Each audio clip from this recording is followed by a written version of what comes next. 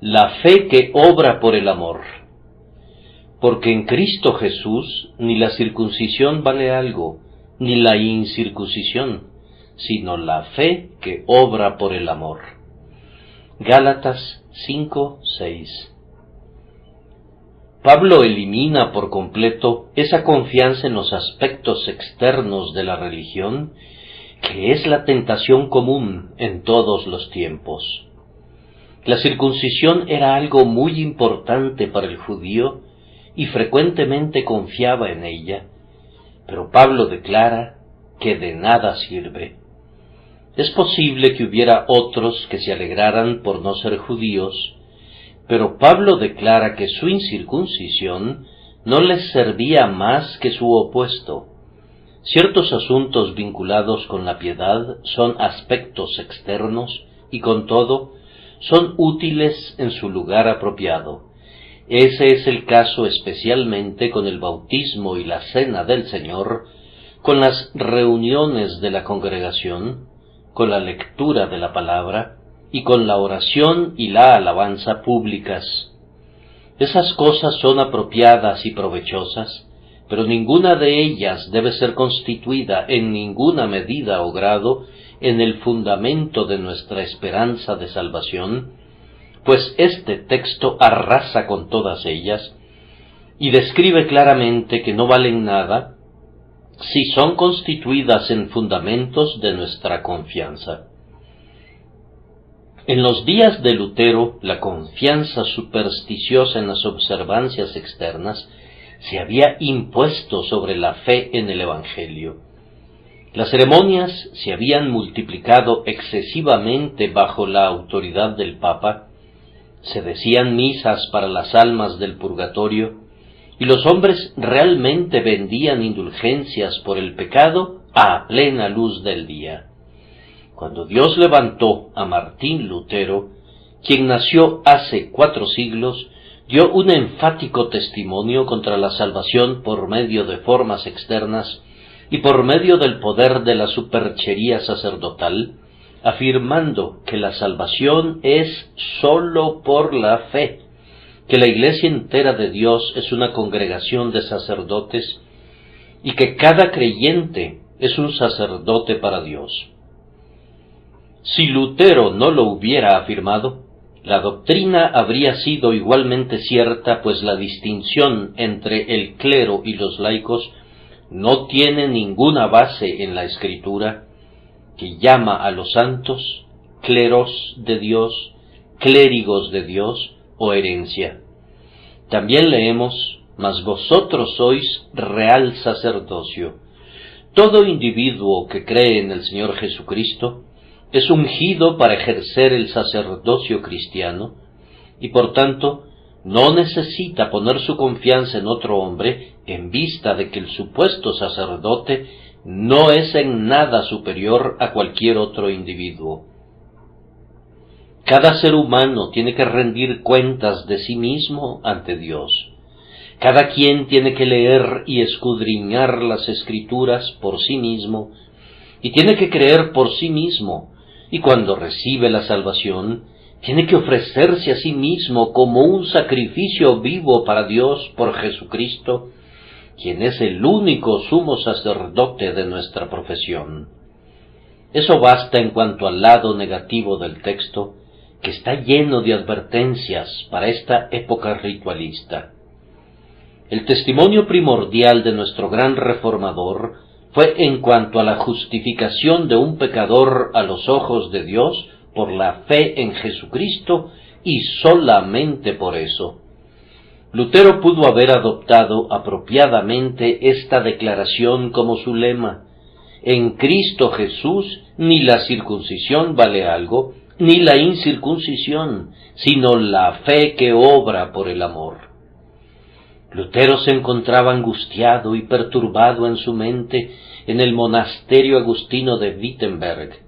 Estando allí, leyó en una vieja Biblia en latín: el justo por la fe vivirá. Esta era una idea nueva para él, y por su medio la luz espiritual penetró en cierta medida en su alma, pero eran tales los prejuicios de su educación y tal la oscuridad de su entorno, que aún esperaba encontrar la salvación gracias a ceremonias externas. Debido a eso, ayunaba largamente al punto que se le vio desfallecer de hambre. Era sumamente celoso de la salvación por obras. Por fin realizó una peregrinación a Roma, esperando encontrar allí todo lo que era santo y provechoso. Se vio frustrado en su búsqueda, pero aún así encontró más cosas de las que buscaba. Mientras subía de rodillas por la supuesta escalera de Pilato, el texto de Wittenberg resonó otra vez a sus oídos como el estallido de un trueno: el justo por la fe vivirá. Subió y bajó por esas escaleras, y ya nunca volvió a arrastrarse por ahí. La cadena estaba rota y el alma estaba libre. Lutero había encontrado la luz, y a partir de entonces, hacer brillar esa luz sobre las naciones se convirtió en la ocupación de su vida, clamando por siempre: el justo por la fe vivirá. La mejor conmemoración que podemos hacer de este varón es predicar la doctrina que él estimaba tanto, y la mejor manera en que pueden ayudarme los que no son salvos es creyendo esta doctrina y demostrando su verdad en sus propios casos. Que el Espíritu haga que así sea en cientos de casos. Primero, preguntémonos, ¿qué es esta fe? Siempre estamos hablando de ella, pero ¿qué es? Siempre que trato de explicarla, siento miedo, no sea que los confunda en vez de que les explique. Circula una historia relacionada con el progreso del peregrino de John Bunyan. El buen Thomas Scott, el comentarista, escribió unas notas aclaratorias para ese libro, pues consideraba que el progreso del peregrino era un libro difícil y él quería aclararlo. Una piadosa aldeana en su parroquia tenía el libro y lo estaba leyendo cuando en una ocasión su ministro la visitó.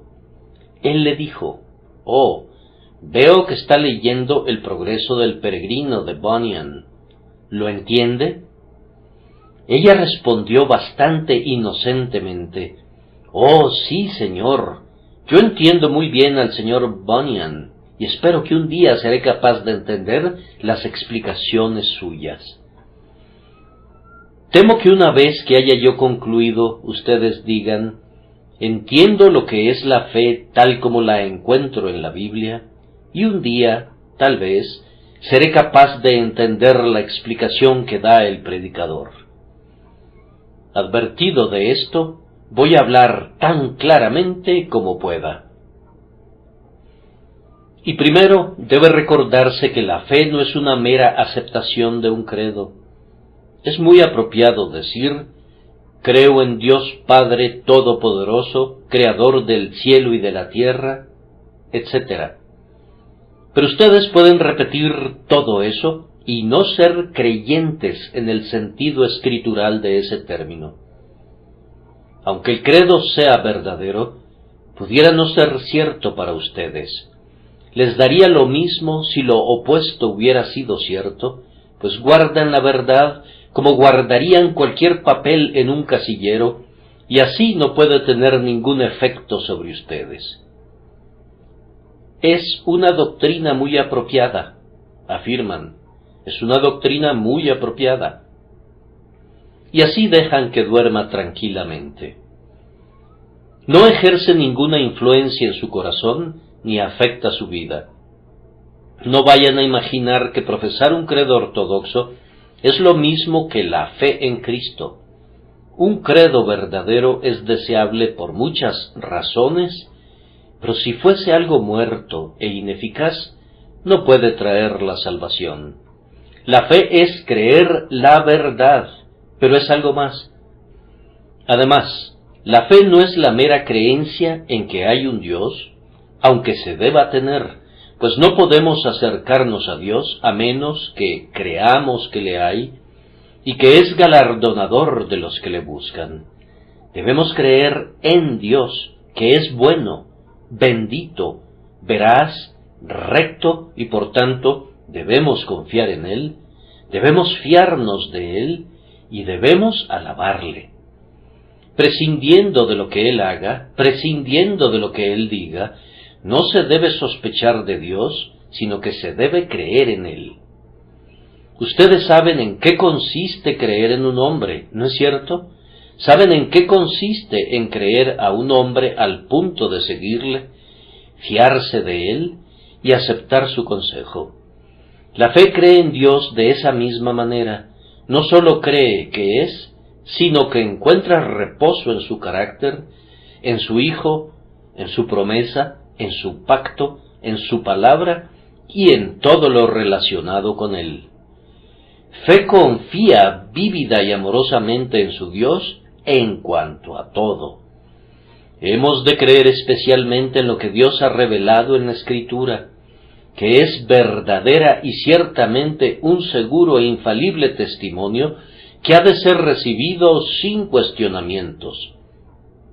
Aceptamos el testimonio del Padre concerniente a Jesús, al cual estamos atentos como a una antorcha que alumbra en lugar oscuro. Fe tiene que creer especialmente en aquel que es la suma y sustancia de toda esta revelación, Jesucristo, que se hizo Dios en carne humana para redimir a nuestra naturaleza caída de todos los males del pecado y para elevarla a la eterna felicidad. Creemos en Cristo, nos fiamos a Cristo y nos apoyamos sobre Cristo, aceptándolo por causa del testimonio que Dios nos ha legado concerniente a su Hijo, que es la propiciación por nuestros pecados. Nosotros aceptamos el indecible don de Dios y recibimos a Jesús como nuestro todo en todo. Si yo quisiera describir a la fe salvadora en una palabra, yo diría que es confianza. Es creer de tal manera en Dios y creer de tal manera en Cristo que confiamos nuestros destinos eternos y a nosotros mismos en las manos de un Dios reconciliado. Como criaturas, alzamos nuestra mirada al grandioso Padre de los Espíritus. Como pecadores, confiamos en la expiación de Jesucristo para el perdón de nuestros pecados. Como seres débiles y endebles, nos confiamos al poder del Espíritu Santo para que nos santifique y nos guarde así. Arriesgamos nuestros eternos intereses en la nave de la gracia inmerecida, contentos de hundirnos o de nadar con ella. Dependemos de Dios en Cristo.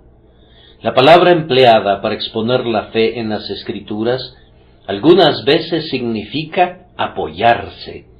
Nos apoyamos con todo nuestro peso sobre nuestro Dios en Jesucristo. Nos colgamos de Cristo así como un recipiente cuelga de un clavo. Recostarse era un término con el que los antiguos puritanos solían describir a la fe. Es un descansar, es un apoyarse en algo fuera de nosotros. Culpable como soy, yo creo en la palabra de Dios que dice que la sangre de Jesucristo, su Hijo, nos limpia de todo pecado, y confiando en esa sangre, yo sé que soy limpiado de todo pecado. Dios expone a Cristo como una propiciación. Nosotros creemos que Él es una propiciación y lo tomamos para que sea nuestra propiciación. Mediante esa apropiación, nuestro pecado es cubierto y somos libres. Fe es aferrarse a, es apropiarse de, es recibir en nuestro interior al Señor Jesucristo.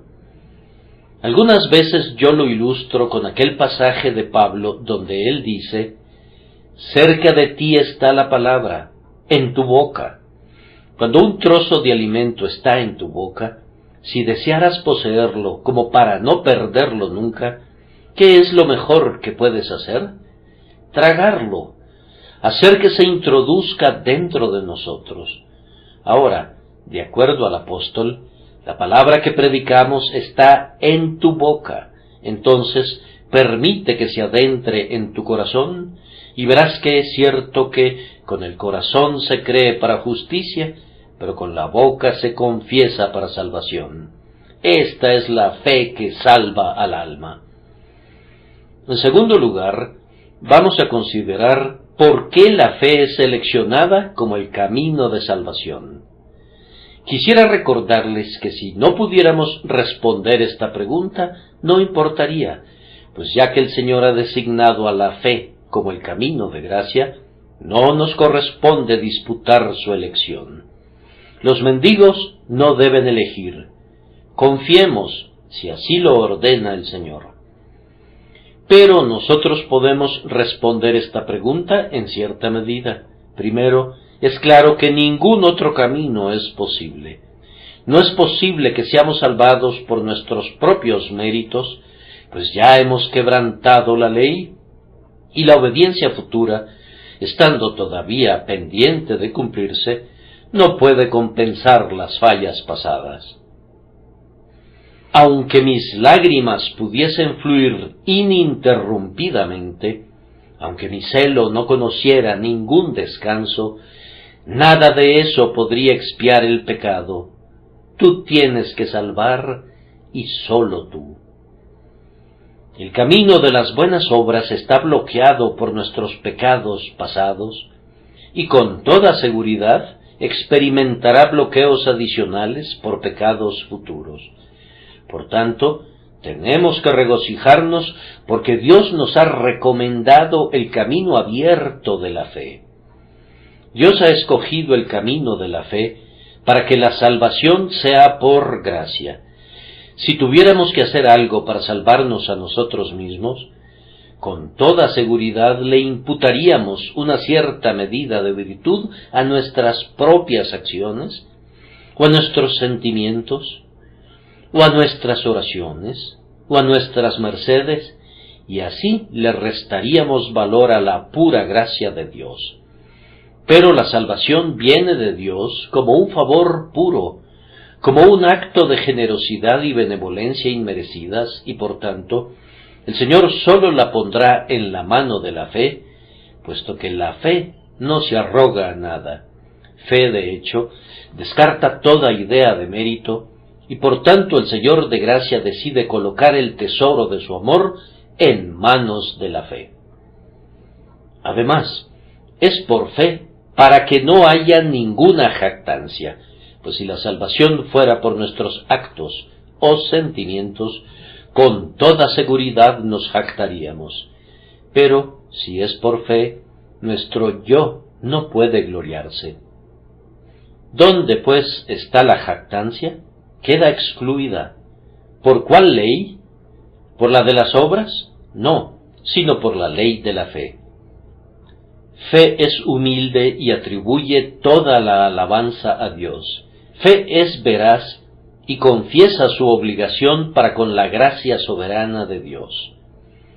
Yo bendigo al Señor porque Él ha escogido este camino de la fe, porque es tan apropiado para los pobres pecadores. Algunos aquí presentes esta noche no habrían sido salvados nunca si la salvación hubiera sido preparada sólo para los buenos y los justos. Yo era culpable delante de mi Dios y permanecía autocondenado. Ningún joven tuvo jamás un sentido más agudo de culpa del que yo tenía. Cuando fui convicto de pecado, vi que mis pensamientos y mis deseos eran viles a los ojos de Dios, y también me volví vil a mis propios ojos. Fui conducido a la desesperación, y yo sé que nunca hubiera podido ser animado por ningún plan de salvación, excepto por ese que es por fe. Debido a nuestra debilidad, el pacto de obras no nos proporciona ninguna forma apropiada de esperanza en ningún momento, pero bajo ciertas circunstancias vemos esto muy vívidamente. Supongan que se encontraran en el artículo de la muerte. ¿Qué buenas obras podrían hacer? Aquel ladrón moribundo descubrió que era algo dichoso que por fe pudiera confiar en el crucificado, y antes de que el sol se pusiera, pudiera estar con él en el paraíso. La fe es un camino adecuado para los pecadores, y especialmente para los pecadores que están a punto de morir. En algún sentido, todos nosotros estamos en esa condición, y algunos de nosotros acaso lo estemos más especialmente, pues ¿quién de nosotros sabe con certeza si verá el alba del día de mañana?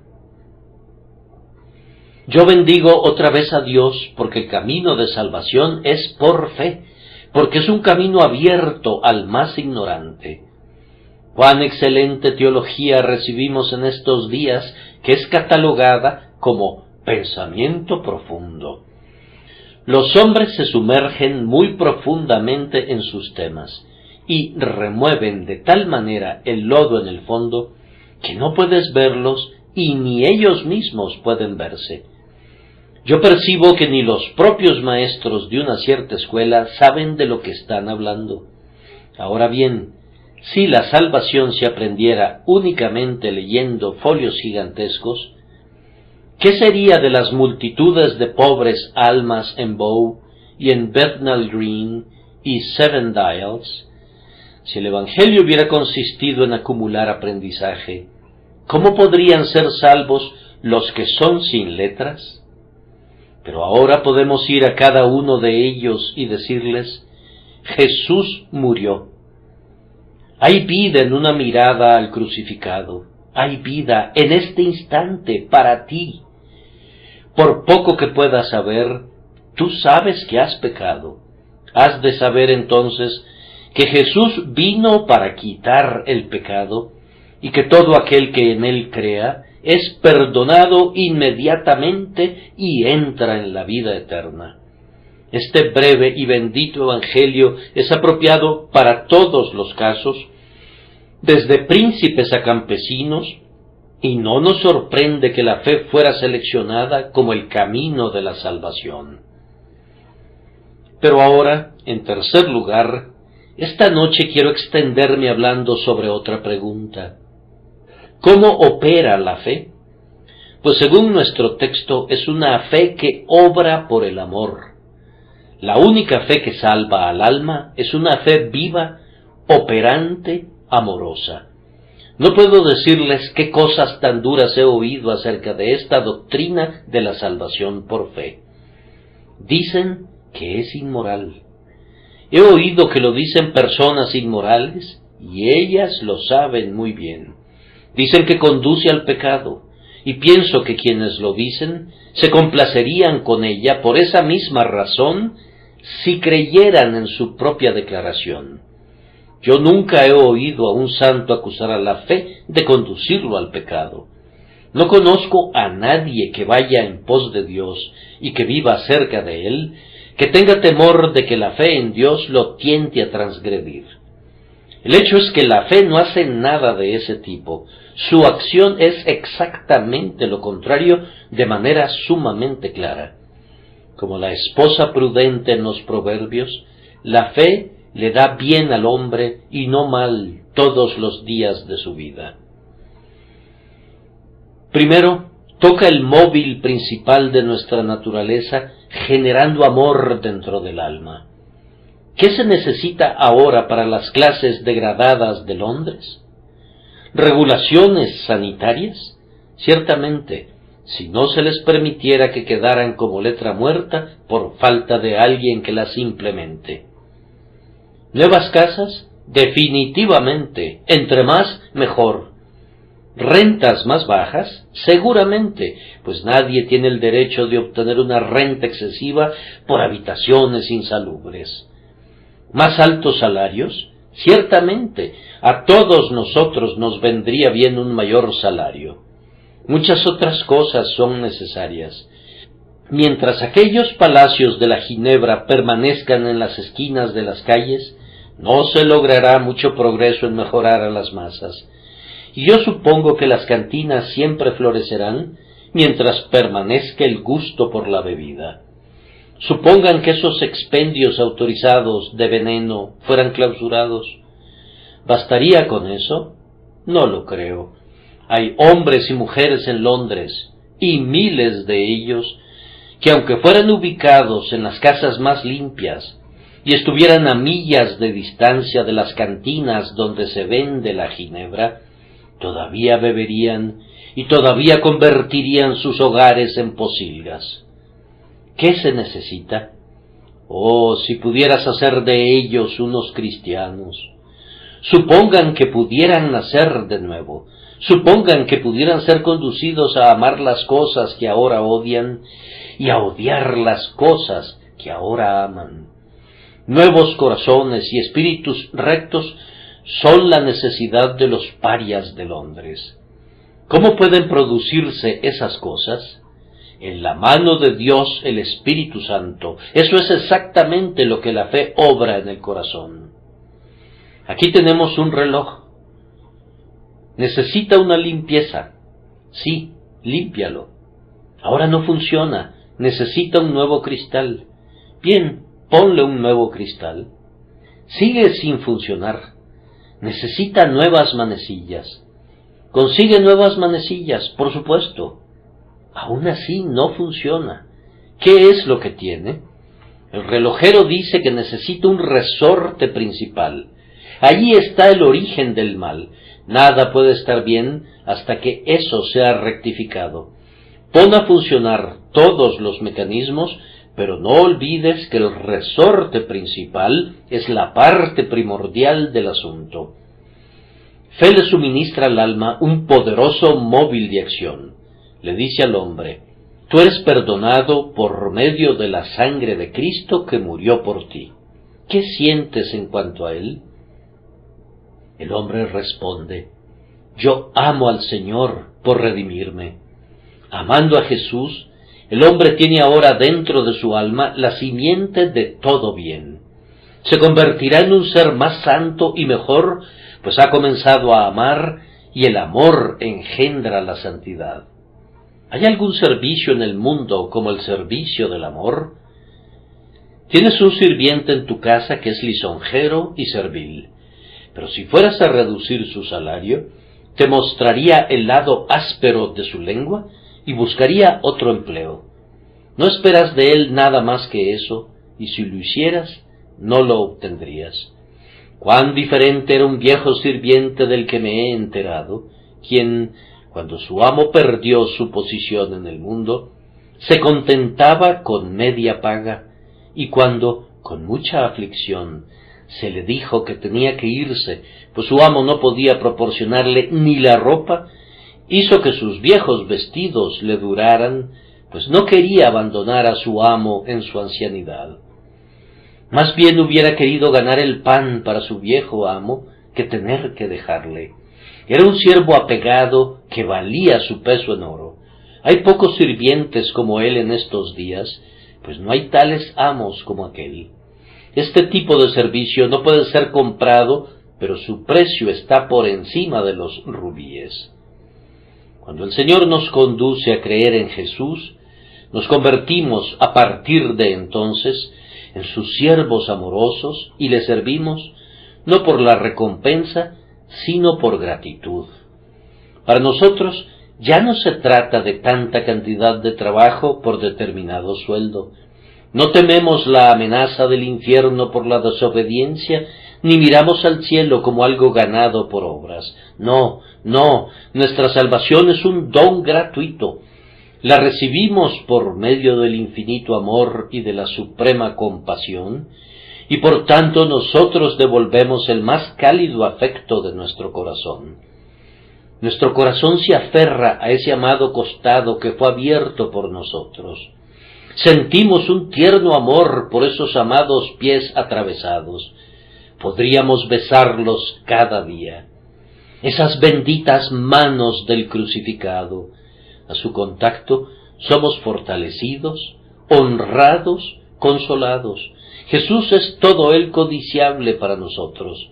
Es el Señor de nuestro corazón. La fe, en vez de ser una cosa pobre y miserable, como algunos imaginan, Es la causa más grandiosa de amor y por tanto de obediencia y santidad. Han de saber, además, que la fe nos pone en una nueva relación.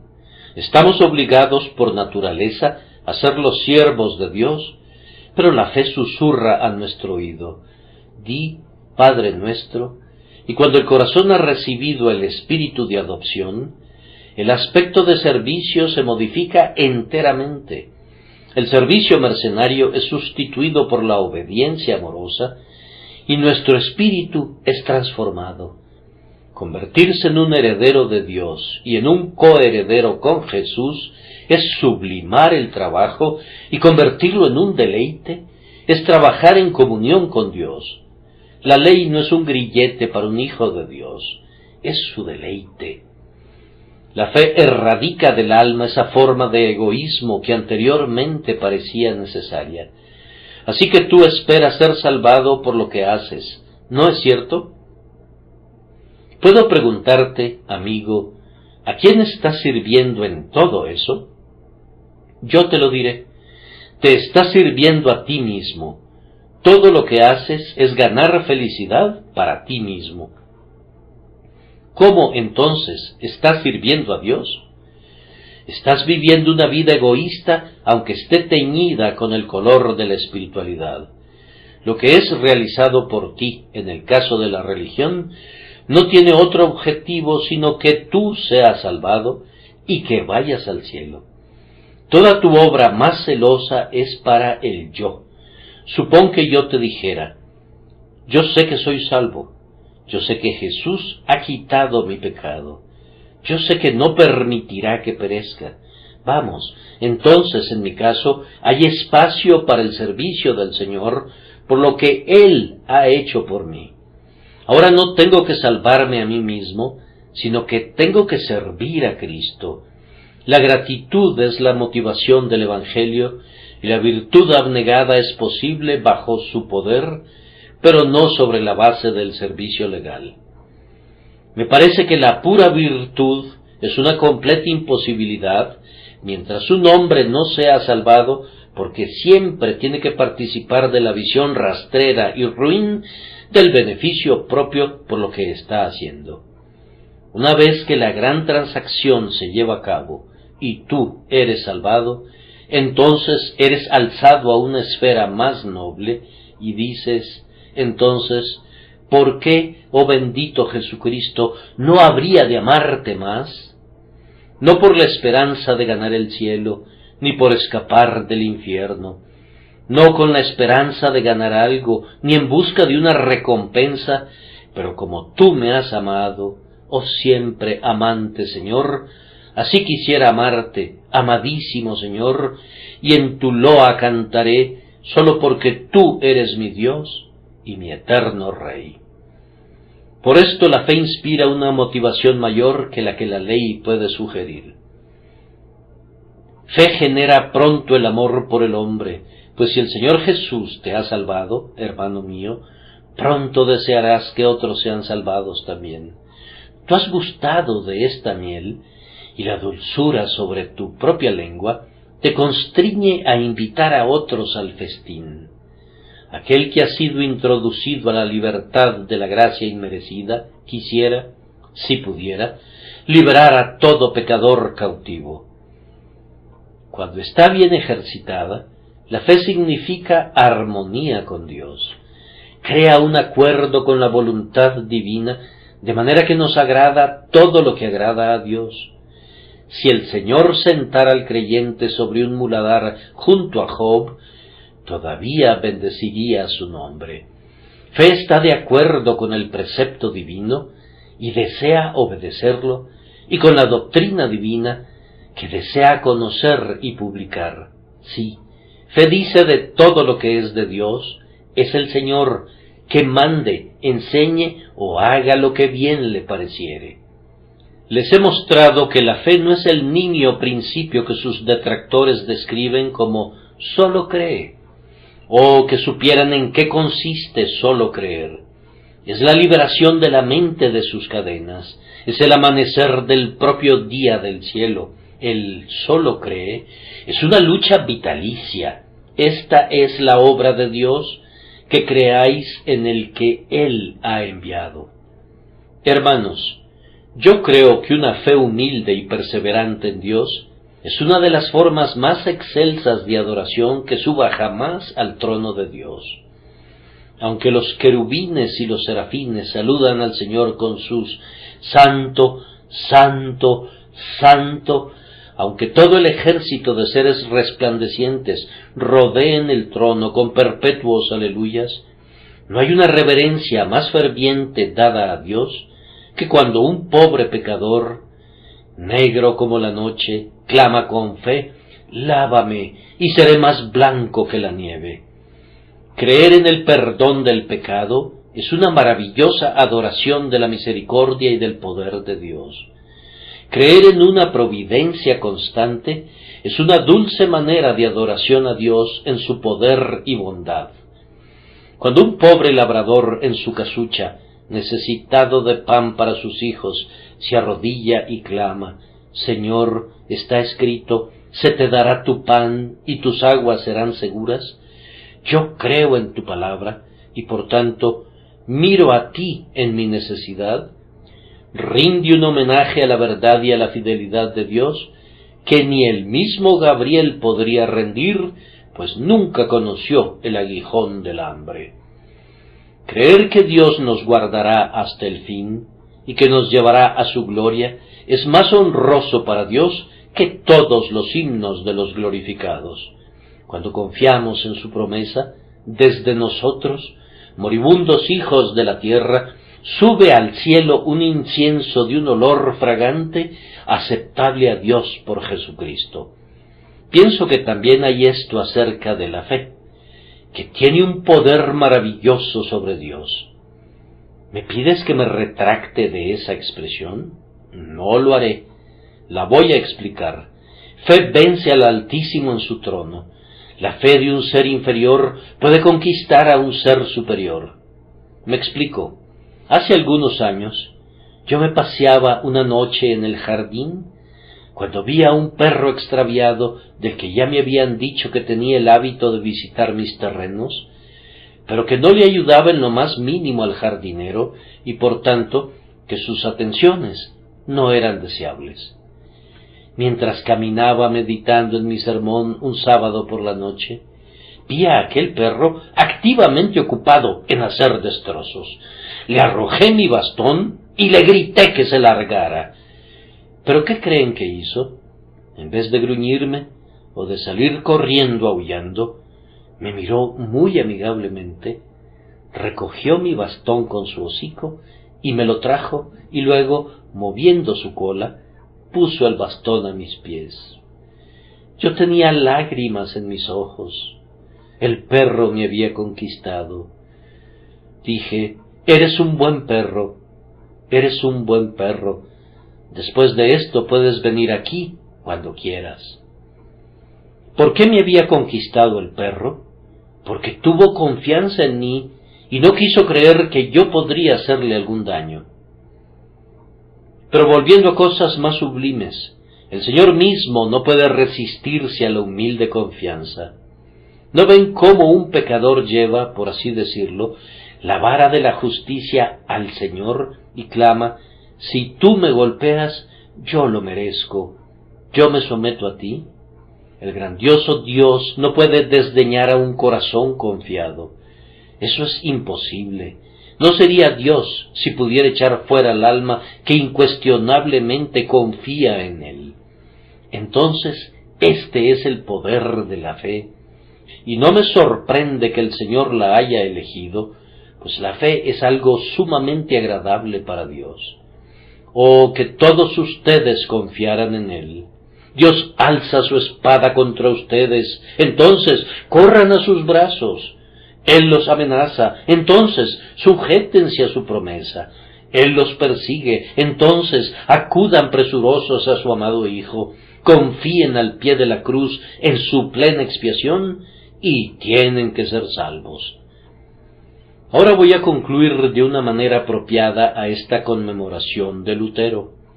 Ustedes ya han oído hasta la saciedad que Lutero predicaba la salvación por fe únicamente. Ahora vayamos a la vida de Lutero y veamos lo que el propio Lutero quería decir con eso. ¿Qué tipo de fe exhibía el propio Lutero, gracias a la cual él fue justificado? Primero, en el caso de Lutero, la fe lo condujo a una abierta confesión de lo que creía. Lutero no tenía la intención de subir al cielo por las escaleras traseras, como muchos jóvenes esperan hacerlo. Ustedes desean ser cristianos a escondidas para escapar la ofensa de la cruz. Lutero no rehusaba confesar a Cristo y tomar su cruz y seguirle. Él sabía que quien cree con el corazón tiene que hacer también una confesión con su boca, y él la hizo muy noblemente. Comenzó a enseñar y a predicar la verdad que había iluminado a su propia alma. Uno de sus sermones desagradó al duque Jorge de Sajonia, pero como a la vez salvó a una dama de Alcurnia, Lutero no se inmutó. Él no era un hombre que ocultara la verdad porque fuera peligroso confesarla. Tetzel llegó con sus preciosas indulgencias y con sus liberaciones de las almas del purgatorio. Miles de buenos católicos estaban indignados, pero nadie le quería poner el cascabel al gato. Lutero llamó a Tetzel siervo del Papa y del demonio, y declaró: como vino entre nosotros aprovechándose de la credulidad de la gente, no podía refrenarme de protestar contra eso y oponerme a su odiosa carrera. Sin medir sus palabras, sin intentar hablar amablemente, Lutero se enfrentó a él sin miedo a las consecuencias.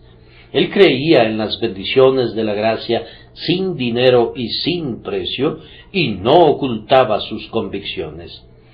Clavó sus tesis en la puerta de la iglesia donde todos pudieran leerlas. Cuando los astrónomos requieran un nombre para una nueva constelación en los cielos, que sea el martillo y los clavos. Oh, que la fe franca de este hombre reprenda a quienes no hacen ninguna profesión. Su impávido valor por la verdad provocaba que fuera grandemente odiado en su propio día, con una ferocidad que todavía no se ha extinguido. Lutero sigue siendo todavía el hombre más odiado en ciertos sectores.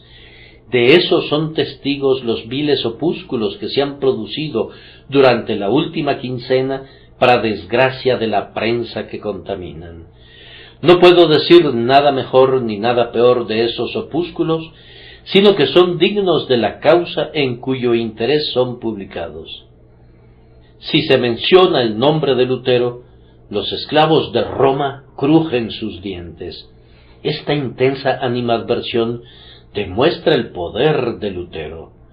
Jóvenes, yo no sé cuál pudiera ser su ambición, pero yo espero que no deseen ser meras hojuelas en la avena en este mundo sin aportar ningún sabor de ningún tipo.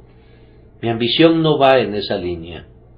Yo sé que si no tengo a nadie que me odie intensamente, no puedo tener a nadie que me ame intensamente, y estoy preparado para tenerlos a ambos. Cuando los varones de recto corazón ven en un hombre honesto amor por la verdad, claman: Él es nuestro hermano, que sea nuestro adalid. Cuando los hombres de corazón malvado replican: abajo con él, les damos gracias por el homenaje inconsciente que rinden de esa manera a la decisión de carácter. Ningún hijo de Dios debe cortejar la aprobación del mundo. Ciertamente, Lutero no lo hacía.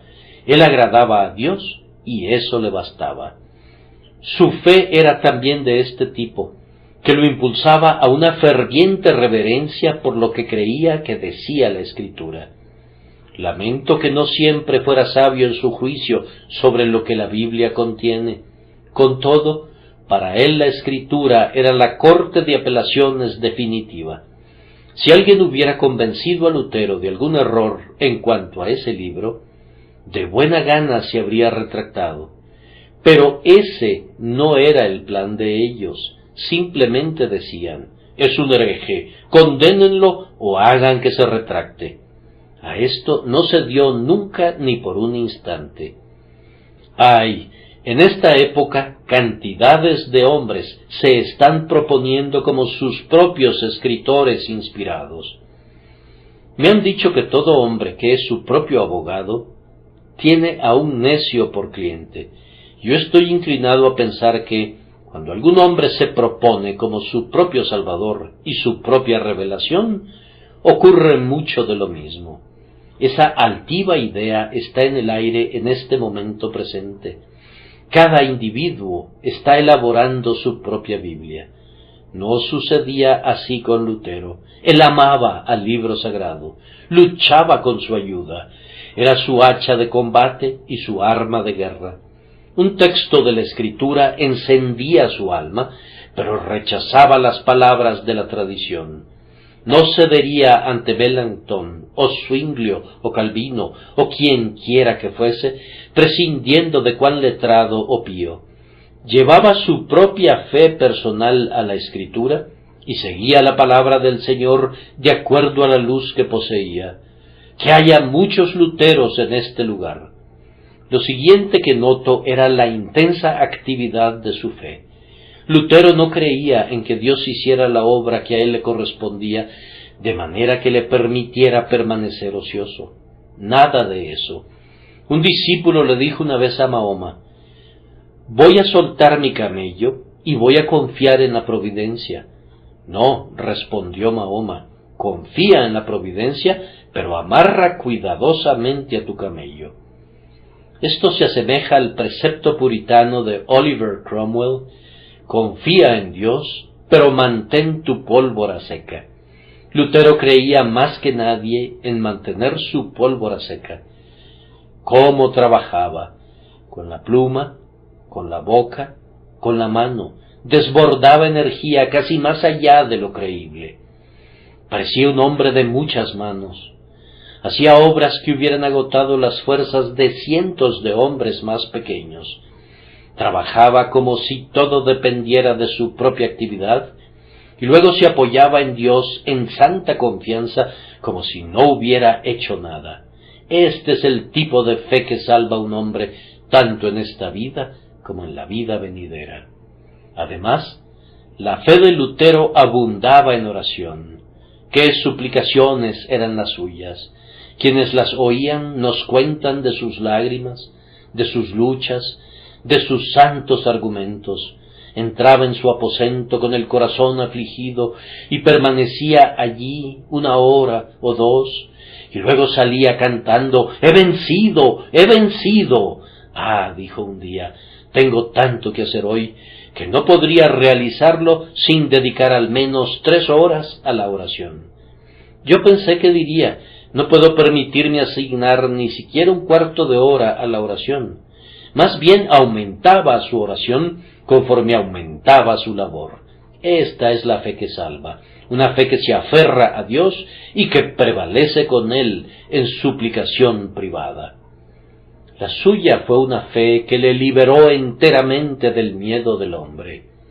El duque Jorge va a detenerlo. «Es él», dijo Lutero. «Aunque llovieran duques Jorges, yo iría».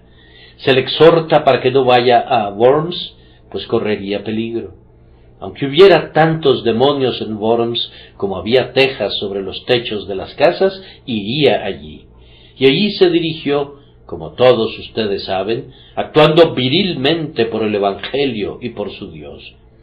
No se comprometía con nadie y guardaba su fe en Dios pura y sin mezcla. Papas, emperadores, doctores, electores, todos ellos eran como nada para Lutero cuando estaban en contra del Señor. Que así sea también con nosotros. La suya fue una fe que lo condujo a arriesgar todo por la verdad. No parecía que hubiera alguna esperanza de que regresara con vida a Worms. Con toda seguridad sería quemado como John Hus, pero lo sorprendente es que se escapó. Su arrojo le proporcionó seguridad frente al peligro. Expresaba su pesar de que la corona del martirio, con toda probabilidad no le tocara, pero tenía en su interior la fe que estaba dispuesta a morir por Jesús. Aquel que en un caso así salva su vida, la perderá, pero el que pierde su vida por causa de Cristo, la encontrará para vida eterna. Esta fue la fe que hizo que Lutero fuera un hombre entre los hombres y que le salvó de las afectaciones sacerdotales. Yo no sé si ustedes admiran lo que se considera como una religión muy superior. Es una cosa de belleza, pero no de uso. Debería guardarse siempre en una vitrina. Está hecha para salones y para reuniones religiosas, pero estaría fuera de lugar en un taller o en una granja. Ahora bien, la religión de Lutero estaba con él en casa y a la mesa, así como en el púlpito. Su religión era parte y porción de su vida común, y esa vida era libre, abierta, osada y sin restricciones. Es fácil censurar a Lutero desde el punto de vista superfino, pues él vivía en una honesta indefensión. Mi admiración se enardece al pensar en la fervorosa apertura del hombre. No me sorprende que aún los alemanes impíos lo reverencien, pues él es todo un alemán y todo un hombre. Cuando habla, no se saca las palabras de su boca para mirarlas y para preguntarle a Melanchthon si servirán. Antes bien, golpea duro y ya ha hablado una docena de frases antes de haber pensado si son pulidas o no. Ciertamente es completamente indiferente a las críticas y dice lo que piensa y siente. Está tranquilo, pues se siente en casa. ¿Acaso no está por doquier en la casa de su grandioso Padre? ¿Acaso no tiene una intención pura y simple de decir la verdad y de hacer lo recto? Me agrada que Lutero tenga una esposa e hijos. Me gusta verlo con su familia y con un árbol de Navidad, haciendo música con el pequeño Juanito Lutero sobre sus rodillas. Me encanta oírlo cantar un pequeño himno con los niños y contarle a su hermoso muchacho acerca de los caballos en el cielo con bridas de oro y monturas de plata. La fe no había suprimido su hombría, sino que la había santificado para los usos más nobles. Lutero no vivía ni se movía como si fuera un mero clérigo, sino como un hermano para nuestra común humanidad. Después de todo, hermanos, han de saber que los más grandes teólogos tienen que comer pan con mantequilla como las demás personas. Cierran sus ojos antes de dormir y los abren por la mañana tal como lo hacen las demás personas. Esto es un hecho, aunque algunos caballeros estirados quisieran que dudáramos de ello. Sienten y piensan como otros hombres. ¿Por qué habrían de dar la impresión como si no lo hicieran? ¿Acaso no es algo bueno comer y beber para la gloria de Dios y mostrarle a la gente que las cosas comunes pueden ser santificadas por la palabra de Dios y la oración? ¿Qué importa si no nos vestimos con ornamentos litúrgicos y cosas parecidas? Los mejores ornamentos litúrgicos corresponden a una plena entrega a la obra del Señor, y si un hombre vive rectamente, hace de cada vestido un ornamento eclesiástico, hace de cada comida un sacramento y de cada casa un templo.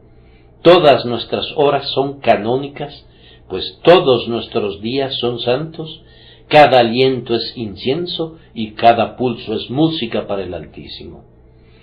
Nos dicen que Lutero ignoraba las buenas obras. Es cierto que no permitía que se hablara de las buenas obras como si fueran medios para la salvación, pero exigía vidas santas de aquellos que profesaban la fe en Jesús. Lutero abundaba en oración y caridades. ¡Cuán caritativo era Lutero! Me temo que no tenía en cuenta en todo momento los principios de la sociedad para la organización del socorro caritativo y la represión de la mendicidad. Cuando va caminando, si hay mendigos, vacía sus bolsillos para darles a ellos. Acaban de ingresar 200 coronas, y aunque tiene una familia, clama: 200 coronas, Dios me está dando mi porción en esta vida. Mira, le dice a un pobre hermano ministro, toma la mitad. ¿Y dónde están los pobres? Llámenlos, tengo que deshacerme de esto. Me temo que su esposa Catalina se veía forzada a veces a menear la cabeza por esa actitud, pues en verdad no era siempre el marido más ahorrativo que pudiera existir.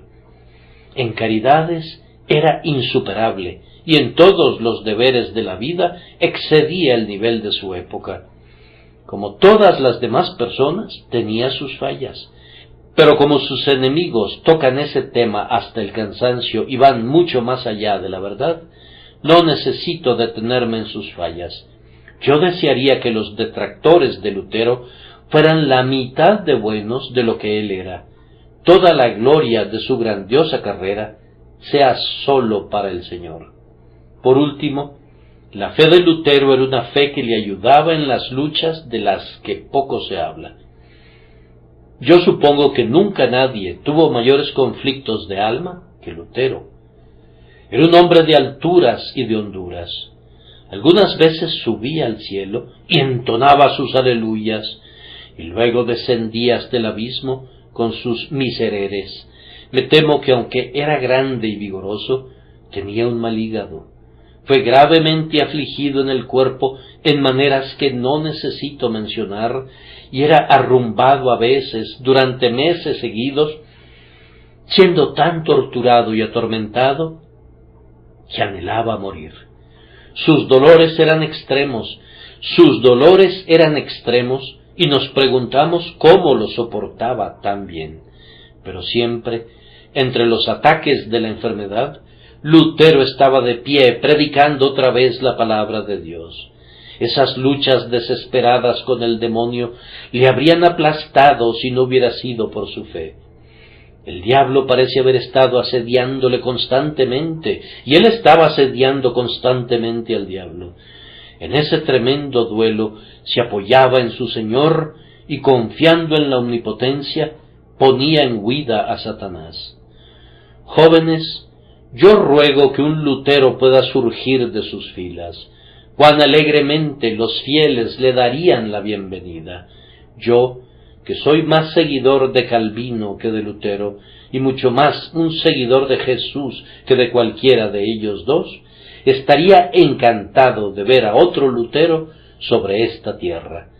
Que Dios los bendiga, hermanos, por Cristo nuestro Señor. Amén.